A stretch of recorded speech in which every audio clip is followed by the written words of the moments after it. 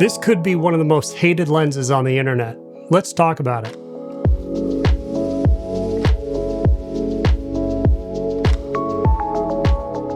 Thanks for stopping by. My name's Justin Brooks. I'm a director and DP in New York.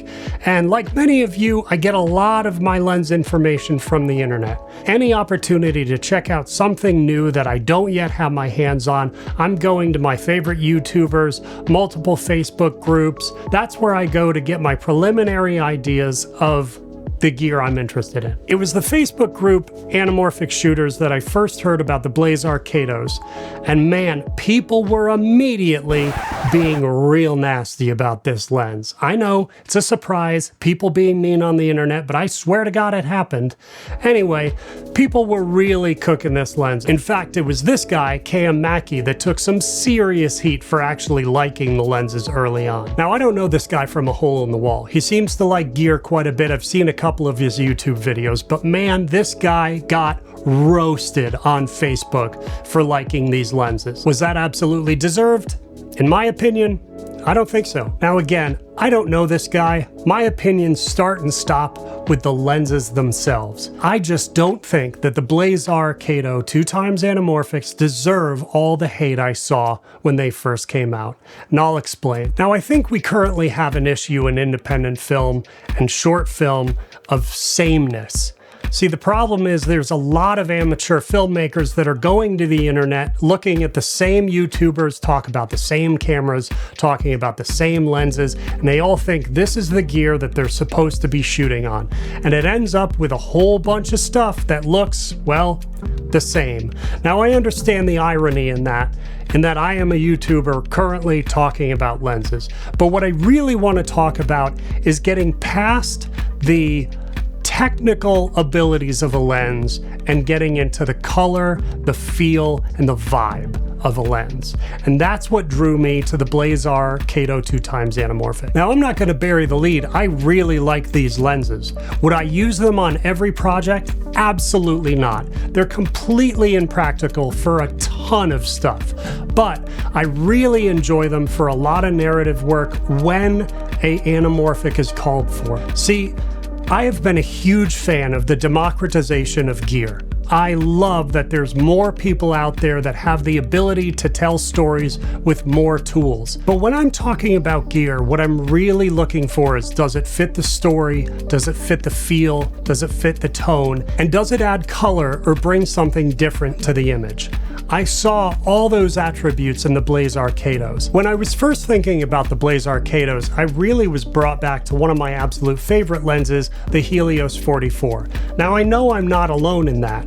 There's a lot of people that absolutely adore that lens. And the reason they love that lens is its unique look. It is not a clinical lens. It's not a lens with straight lines. It's not a lens with no chromatic aberration. It's in fact a lens with what you would call a ton of imperfections. There's all sorts of things that should make this lens an absolutely awful lens, but people go back to it time and time again. Why? Because it's interesting, because it makes you lean in, because when you see it, you think, my God, that looks different. And that's the key word, it's different. In a world of sameness, I'm always looking for something that's gonna add that little color of different on my films and my projects. And that's what I saw in the Blazar Catos. When I was gearing up for Hunting Bundy, Chase for the Devil, me and my producers had a real great creative conversation early on. We wanted to talk about the visual steps of the doc. See, I didn't want it to just have the same look all over. I wanted us to know when we were in interviews, in recreations versus archival footage, news footage. I wanted it all to have its own color in the documentary. And one of the early ideas was to give it a very 70s film vibe. Because of course, much of the story took place in the 70s and 80s. We really wanted to call back to that 70s vibe of film. Now, many of those early anamorphics from the 70s were super rough lenses. I mean, nobody goes to a 70s anamorphic because they want something clean and clinical. You go there because you love the attributes of the lens, because the barrel distortion is something that you're attracted to. Anyway, the anamorphic look is something that colors the film very specifically, and that's why we go to those lenses. Not because it's going to give us something clear and pristine, but because it's going to add something extra. It's going to be another color on the palette. And that's why I went to the Blazars. See, when we were doing Hunting Bundy, we were going to be on the road a lot. And I just didn't feel good about getting some old 70s square front anamorphic cinema lens and throwing it in the Pelican to go cross country multiple times over. I knew I needed something that was a little simpler, a little cheaper, and a little easier to throw in a Pelican. I loved using them for Hunting Bundy, and I knew that I was going to do a short film in the future that was going to be anamorphic, so I thought this would be perfect. I'll purchase them, I'll rent them to the production, and I'll use them on my feature down the road. I found a whole bunch of fun ways to really with the image. I thought that they were really fun lenses. They added the color I was looking for, and I can't wait to use them on the short that I'll be shooting in about 3 weeks. But these lenses are not without their problems. So let's talk about a few of the downfalls. Now, the two big issues that I've heard the most about this lens are 1, the swimming, and 2, the lens flares. Now again, this is going to be something that is purely subjective. Do these lenses swim? Absolutely they do. Some of them have borderline fishbowl looks. Now, swimming isn't a problem for all the lenses. Mainly, it's only been an issue for me with a 55mm. Now, I don't own the 40 because of what I saw in the 55, to be honest. I don't usually gravitate to a very wide anamorphic lens. The 55 is about as wide as I'd want to go, because once you get wider, you start really seeing barrel or pin distortion depending on the anamorphic lens, and I myself don't like too much of that. I like just enough, and I think the 55 sits right in that sweet spot for me. Now, if you get the 40mm, you're going to see even more swimming and barrel distortion than the 55. That's why I chose to not go with that lens. But that just meant I had to learn how to use the 55. See, on Hunting Bundy, we only used that for our wide, locked-off interview shot. Now, the swimming is also a bit of an issue for me. It's not a look that I'm crazy about. So I learned to use the 55 usually as a stationary lens, or something that if it is trucking left or right, I'm doing it at a relatively slow pace. Now, you see way less of that on the 85mm, my personal favorite of the set, and you see nearly none of it on the 125mm. Now, another problem people tend to have are the lens flares. Now, I don't have that big a problem with the flares. I don't think they're the prettiest I've ever seen, but they're also not the worst. In fact, there's certain alterations that I've done that I've gotten some really cool flares out of these lenses, and I can talk about that at the end of the video. So stay tuned or fast forward, your choice.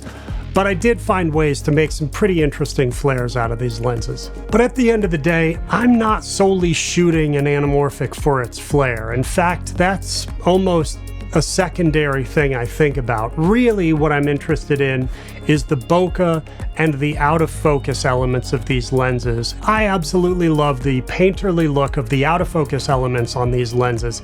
I think the bokeh has that perfect 2x anamorphic stretch that I'm always looking for when I'm looking to an anamorphic lens.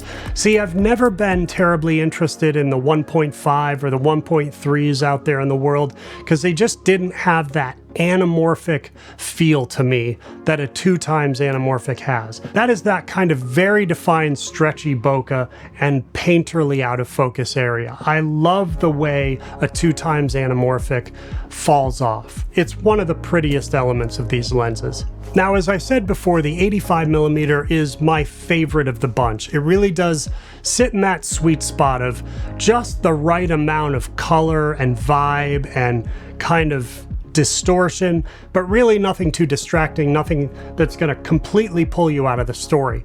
It really is just this wonderful added layer of color and feel to the image. I really enjoy the 55 as long as it's a locked off camera. I don't like to do a lot of big movements with it because of that swimming issue. Some of my absolute favorite attributes of these lenses are, well, first, the size. I mean, so many anamorphics are these giant barrel lenses, and these guys are nice, compact to the camera. They create a really manageable package. I also just love the versatility of the lens. I am always throwing diopters to kind of play with the look of these lenses. These lenses can be shot wide open at a 2.8 aperture, and that gives them a very defined look. They're very soft. It's almost like putting a little bit of diffusion in front of the lens. I wouldn't say that they're not sharp, but they have this very soft, kind of pleasing look to them.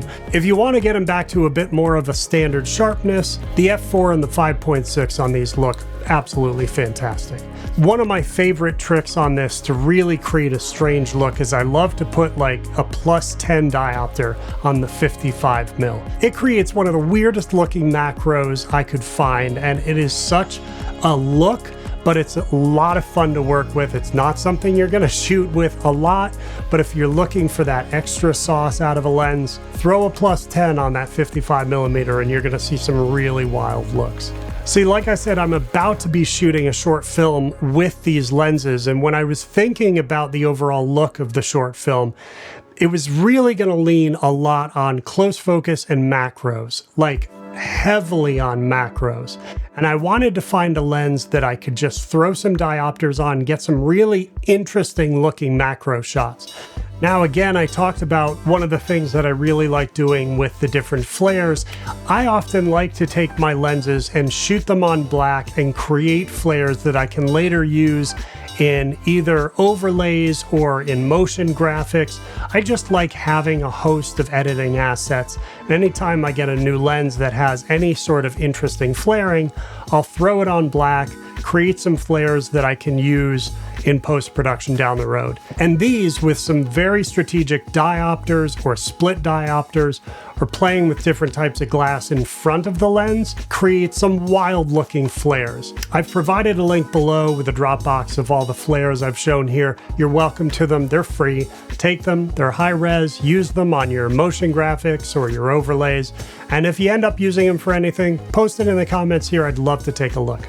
So the next time you're looking at a lens review from a YouTuber, and I count myself within this, stop listening to what the YouTuber thinks about the lens and really pay attention to the images you're seeing. Do they speak to you? Do they do something that you think could help tell your story? Do they look interesting to you? Like, that is what a lens should be judged on. It should be judged on the look and the feel and the vibe that they give you. And if that lens speaks to you, then seek it out, check it out, put it on a project. If it doesn't, move along. No need to say mean things on the internet. Even though I know that's not gonna happen, that's what the internet's here for, is to be nasty to one another. But if it's not for you, it's not for you. They're lenses. It's not a big deal. If we all end up using the same lenses, the same ways, we're going to create the same looks, and that is just, it's not interesting. So I want people to find those weird lenses, find those weird looks, find ways to manipulate the lenses they have, and create something interesting, create new looks. Look to filmmakers like Yorgos Lanthimos, who's always out there trying to find strange and odd-looking lenses to add to the story he's telling. And again, people love the Helios 44 because it is so strange, it's so odd, it adds such a unique look. It's used in films all the time for that look. Find the lenses that speak to you. They don't need to speak to everybody, they just need to speak to you as the filmmaker and aid in telling your story. Anyway, if you like the Blazar Catos, if you like what you've seen, Check them out for yourself. I myself think they're really fun lenses to play with. I've really enjoyed using them on the projects I've used them on, and I look forward to using them on future projects. They're not for everybody, and they're not for every project, but they are for me in the few projects I've used them for. I love lensing. I want to talk about lensing way more. They are the colors on the palette that we paint our pictures with, and I absolutely love weird, strange glass. Anyway, thank you so much for hanging out with me. Thanks for checking out the video. I hope you've learned something or taken something from this. I really love talking all things filmmaking. Check back here. We'll keep on talking lenses, keep on talking gear, keep on talking filmmaking. Please like, subscribe, do all the YouTube stuff. Come back for more filmmaking content, and I'll see you in the next one.